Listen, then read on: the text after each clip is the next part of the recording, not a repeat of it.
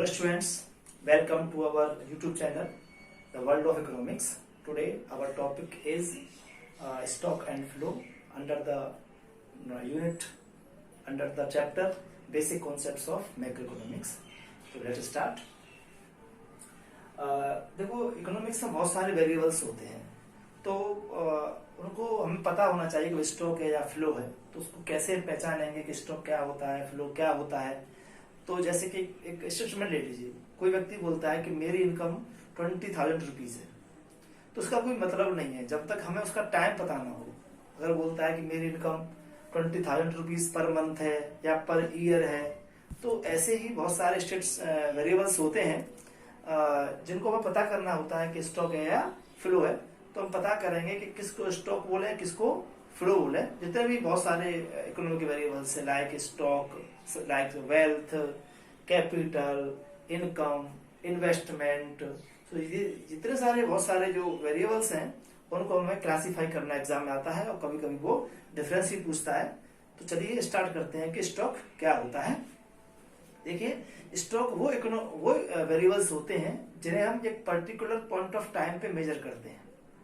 जैसे कि bank account है, बैंक अकाउंट में आज की डेट में मेरे अकाउंट में कितना पैसा है, जितना पैसा मेरे अकाउंट में है, मान ली मेरे अकाउंट में आज की डेट में मतलब 3 जून 2020 को मेरे अकाउंट में मान लीजिए 1 लाख रुपये है। तो ये 1 लाख रुपये जो है वो स्टॉक कॉन्सेप्ट हो गया।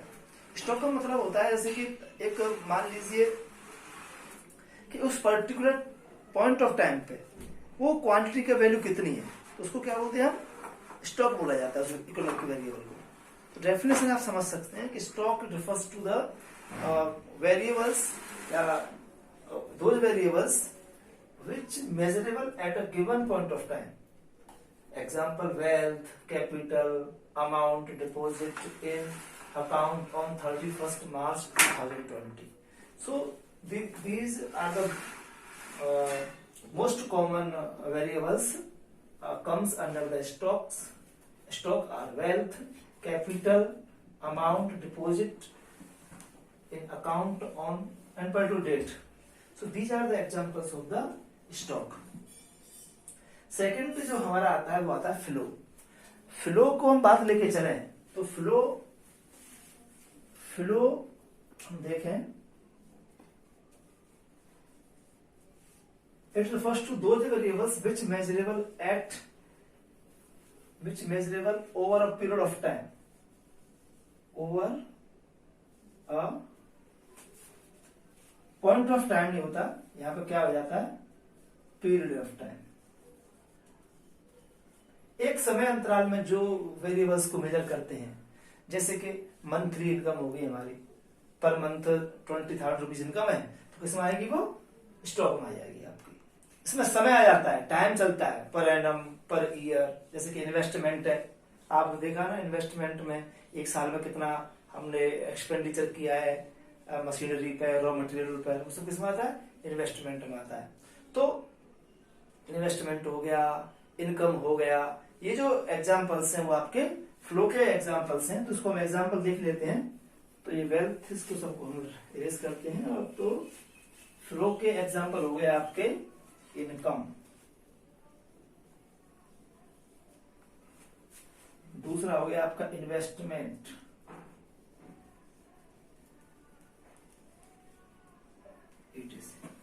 so these are the examples of the flow.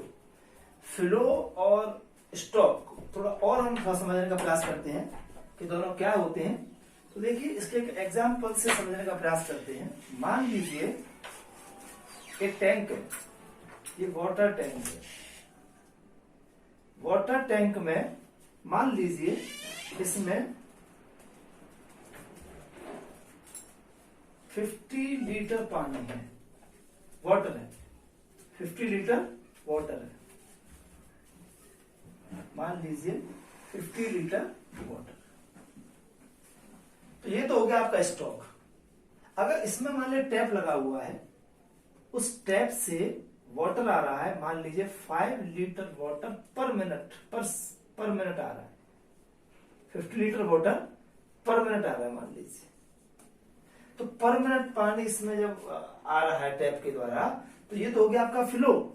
और ऑलरेडी कितना है, एक पर्टिकुलर समय में कितना वाटर है, दैट इज हो गया आपका स्टॉक। 50 लीटर जो वाटर है टैंक में मौजूद है, दैट इज स्टॉक। और पर मिनट या पर सेकेंड जो वाटर आ दैट इज फ्लो हो गया आपका।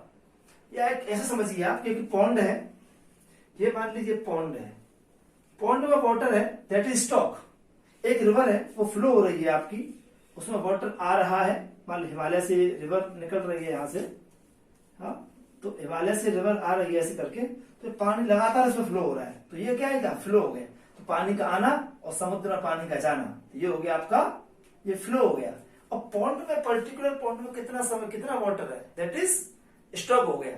तो स्टॉक और फ्लो का एक ही जो डिफरेंस और अच्छे समय आता है कि स्टॉक में टाइम डायमेंशन नहीं होता, वो टाइम डायमेंशन नहीं है। फ्लो में क्या होता है, टाइम डायमेंशन होता है।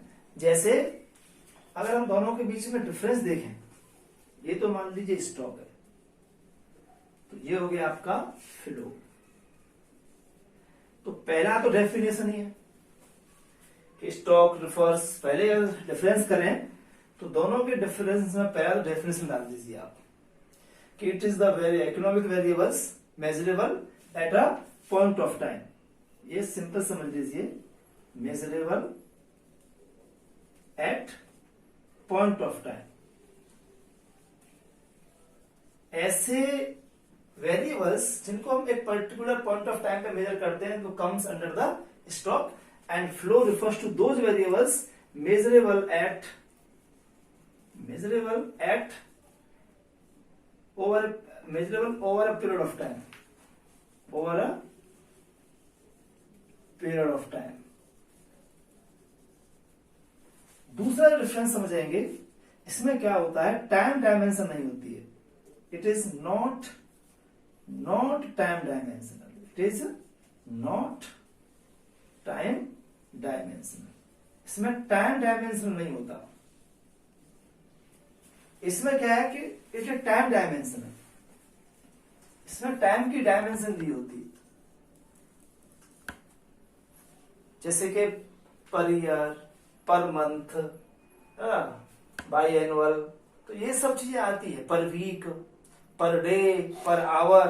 तो जहां पर टाइम दिया रहता है, टाइम डायमेंशन आती है, तो वो क्या होता है, आपका फ्लो होता है। तो फ्लो क्या होता है, टाइम डायमेंशनल। और स्टॉक क्या होता है, stock is not time dimensional. Third देखें, स्टैटिक होता है। स्टैटिक मीन्स जैसे पॉन्ड में पानी वाटर है या टैंक में वाटर है, तो वो क्या है सब, वो आपका स्टैटिक है, उसमें फ्लो नहीं हो रहा, चेंज वेंज होता है, लेकिन उस पर जब हमने उसको मेजर किया, तो मेजर करते समय क्या है, उसका वैल्यू है वो फिक्स है, तो ये क्या है, it is static in nature. इसका थर्ड, इसमें ये डायनेमिक होता है। डायनेमिक क्या है कि इसमें आता है जाता है, इसमें चेंज होता रहता है बार बार बार बार। जैसे कि डिपॉजिट है बैंक में, मान लीजिए अकाउंट है, तो अकाउंट में कितना पैसा है, ये मान लीजिए बैंक अकाउंट है, ओके, अकाउंट में ये हो रहा है डिपॉजिट और ये हो रहा है विड्रॉल।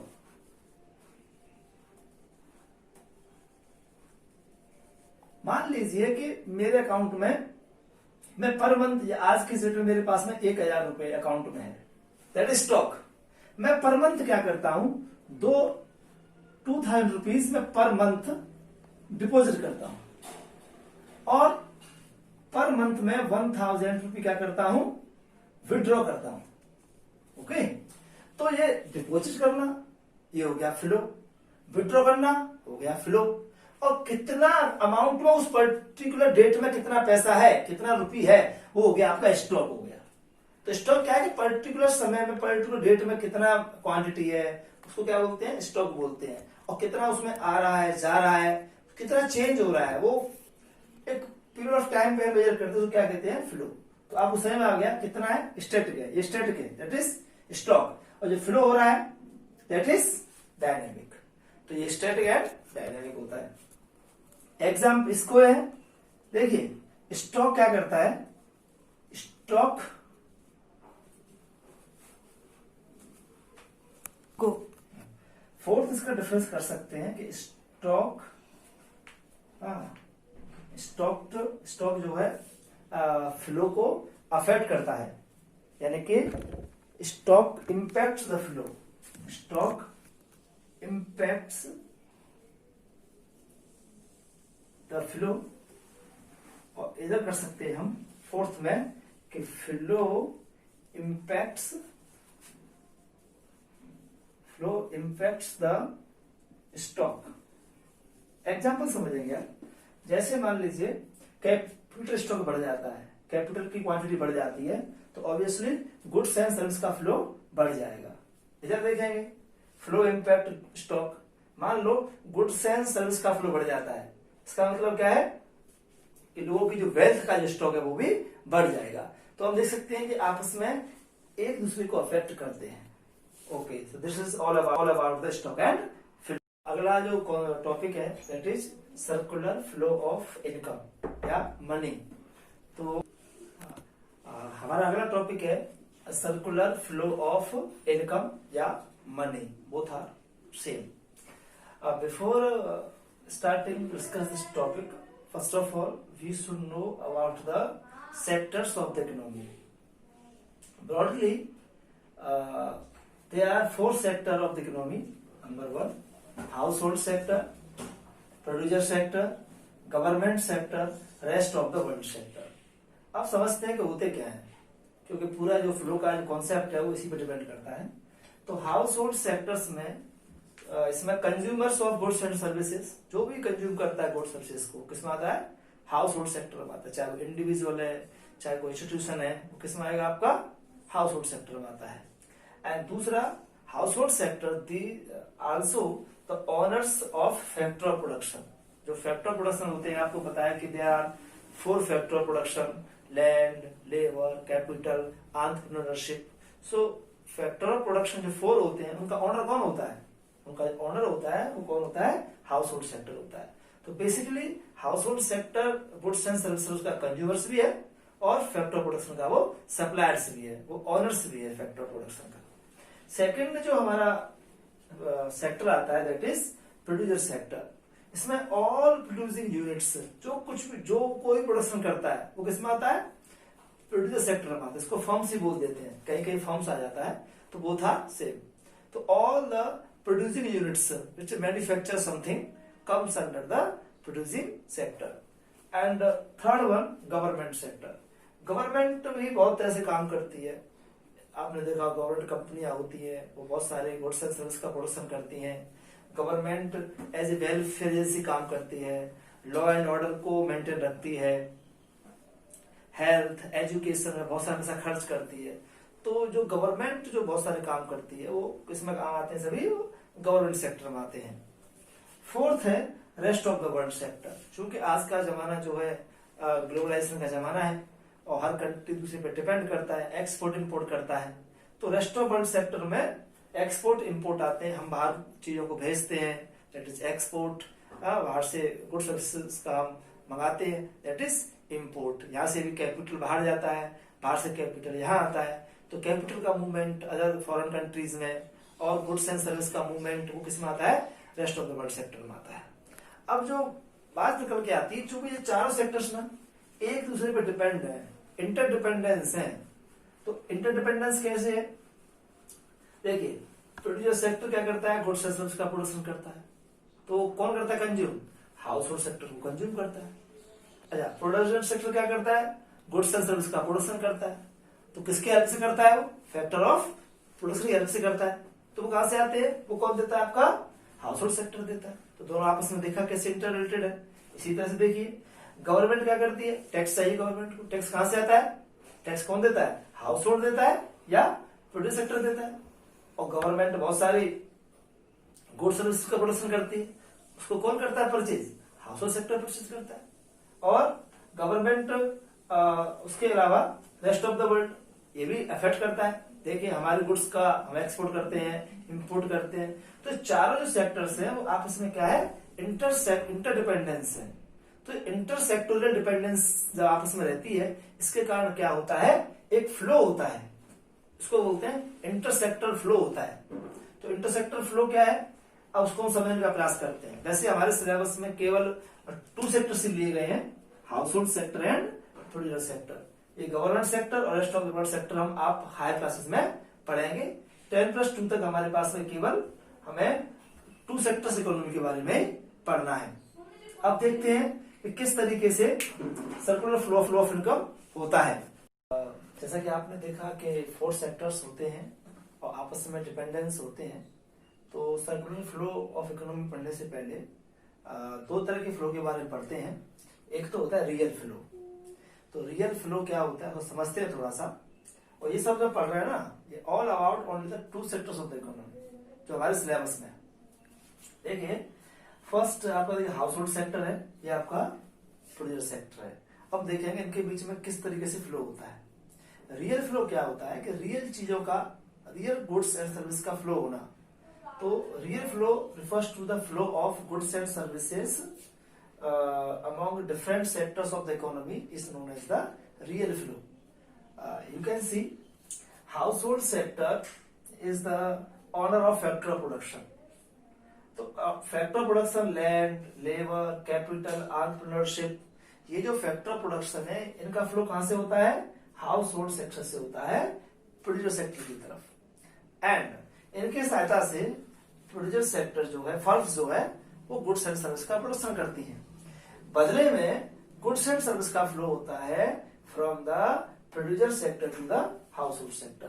तो you can see here only real things circulating. Okay, a factor of factor services rendered by the household like land, labor, capital, इनका फ्लो कहां से हो रहा है? हाउस होल्ड से फर्म की तरफ हो रहा है, प्रोड्यूसर सेक्टर की तरफ हो रहा है। और यहां जब गुड्स एंड सर्विस का प्रोडक्शन हो जाता है, उसके बाद गुड्स एंड सर्विस का फ्लो जो है वो प्रोड्यूसर सेक्टर से कहां हो रहा है? आपका हाउस होल्ड सेक्टर में हो रहा है। So in this way you can see this is the real flow, because here only the real things, real goods and services, factor services are flowing from one sector to the another sector. So this is the real flow. So we can say simply, briefly, we can say that real flow is the flow of goods and services across the different sectors of the economy. It means factor services flows from the household sector to the producer sector, and in response it the goods and services flows from the producer sector to the household sector. So this is the real flow. Next जो आता है वो आता है आपका money flow. Money flow देखो, जब पहले क्या था, मनी फ्लो पहले सिंपल इकोनॉमी थी, बार्टर सिस्टम था, goods were exchange with the goods. Then उसमें बहुत सारी प्रॉब्लम्स आई, आप आगे पढ़ेंगे अगले टॉपिक में। तो उससे बचने के लिए फिर मनी आ गया। तो मनी आने से क्या हुआ कि मनी का फ्लो स्टार्ट हो गया। ओके, तो मनी आने से जो मनी का फ्लो होता है डिफरेंट सेक्टर्स के बीच में, उसको बोलते हैं मनी फ्लो। तो हम कह सकते हैं कि money flow refers to the flow of money across different sectors of the economy. तो आप देख सकते हैं कैसे फ्लो होता है कि जब फैक्टर सर्विसेज ये प्रोवाइड कराती हैं तो बदले में क्या मिलता है इनको? फैक्टर पेमेंट मिलता है। क्या मिलता है बदले में? फैक्टर पेमेंट मिलता है।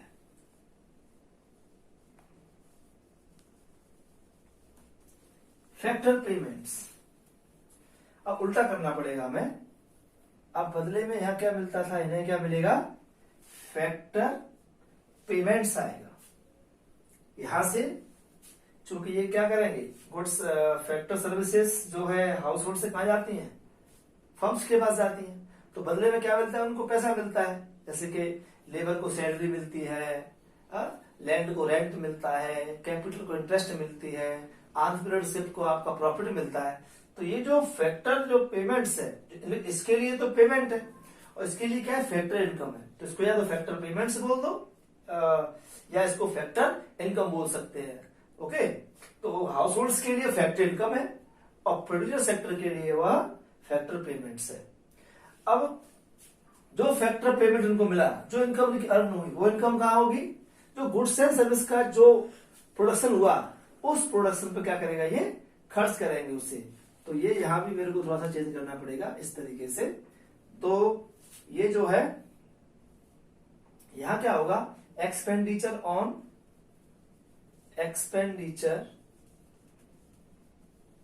Expenditure on purchase of goods and services. Okay, तो देख सकते हैं आप कि मनी फ्लो कर रहा है कहां से, फैक्टर पेमेंट के रूप में money flows from producer sector to the household sector, and that money which is earned by the household sector by rendering their services to the producer sector, that income in forms of money is spent by the household sector on the purchase of goods and services. So this is the money flow. And one thing you can notice here कि money flow is the reciprocal of real flow. अभी आपने real flow देखा था, ये आपने money flow देखा। अब ध्यान से देखेंगे कि money flow is the reciprocal of the real flow. कैसे समझने का प्रयास करते हैं। अभी आपने क्या देखा कि फैक्टर सर्विसेज कहां से कहां की तरफ जा रहे थे, factor services house hold sector से कहां पे हो रहे थे आपके, ये हो गया आपका फैक्टर सर्विसेज।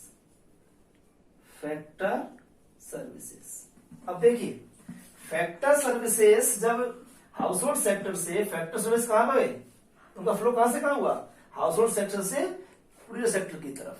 बदले में क्या मिला इनको, फैक्टर पेमेंट्स यहां से हुआ, यानी कि इनको क्या मिला, फैक्टर इनकम मिला। तो ये फैक्टर सर्विसेज का फ्लो रियल फ्लो और फैक्टर इनकम का फ्लो मनी फ्लो है।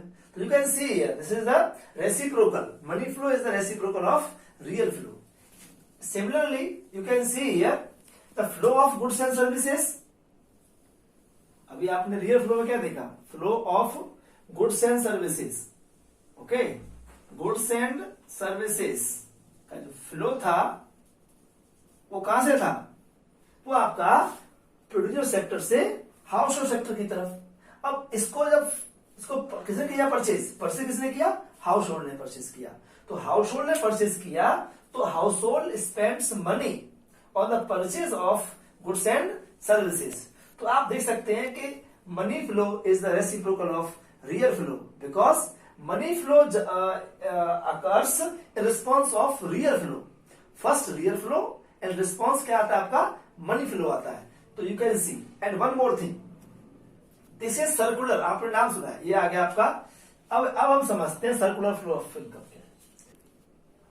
सर्कुलर फ्लो में देखेंगे आप, ये इट नेवर एंड्स, कहां स्टार्ट है कहां खत्म है पता नहीं चल रहा ना, स्टार्ट और एंड पॉइंट इसके नहीं है। लाइक रिंग में भी ना स्टार्टिंग पॉइंट एंड पॉइंट बिल्कुल सर्कुलर है, कहां से स्टार्ट है कहां खत्म है पता नहीं चलता है, इसको बोलते हैं सर्कुलर बोलते हैं। सिमिलरली आप देख सकते हैं यहां पर कि ये देखिए यहां क्या हो रहा है, जैसे ही प्रोड्यूसर सेक्टर ने क्या किया, कुछ गुड्स एंड सर्विस का प्रोडक्शन किया, उसी समय क्या होता है, इनकम जनरेट हो जाती है।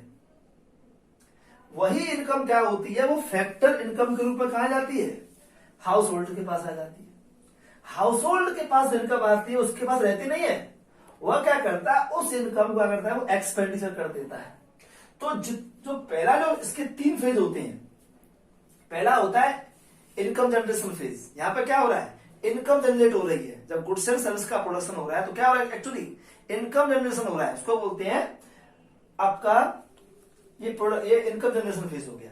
ये इनकम डिस्ट्रीब्यूट होती है, फिर डिस्ट्रीब्यूट किसको होती है, फैक्टर सर्विसेज के लिए एज ए फैक्टर पेमेंट या फैक्टर इनकम के लिए कहा जाती है, वो हाउस होल्ड के पास आती है। हाउस होल्ड क्या करता है, उसी इनकम से क्या करता है, वो गुड्स एंड सर्विस के परचेज पे एक्सपेंडिचर कर देता है। और चूंकि ये कभी खत्म नहीं होता, because consumption and production never stops, that's why consumption और जो एक्सपेंडिचर कभी खत्म नहीं होते, कभी स्टॉप नहीं करते। इसीलिए जो इनकम का फ्लो है वो चलता रहता है सर्कुलर वे में, ये कभी भी एंड्स नहीं होता। इसलिए क्या बोलते हैं, उसे हम सर्कुलर फ्लो ऑफ इनकम बोलते हैं। Because if we want to live we have to consume. जो कंजप्शन और प्रोडक्शन नेवर स्टॉप्स, जब प्रोडक्शन होगा तो कंजप्शन होगा, कंजप्शन होगा तो प्रोडक्शन होगा। तो कंजप्शन प्रोडक्शन जो है वो हमेशा सर्कुलर रूप में चलते हैं, अनब्रोकन सर्कुलर फॉर्म में चलते हैं, अनब्रोकन चेन बन जाती है इसकी, और सर्कुलर रूप में ये ऐसे फ्लो होते रहते हैं।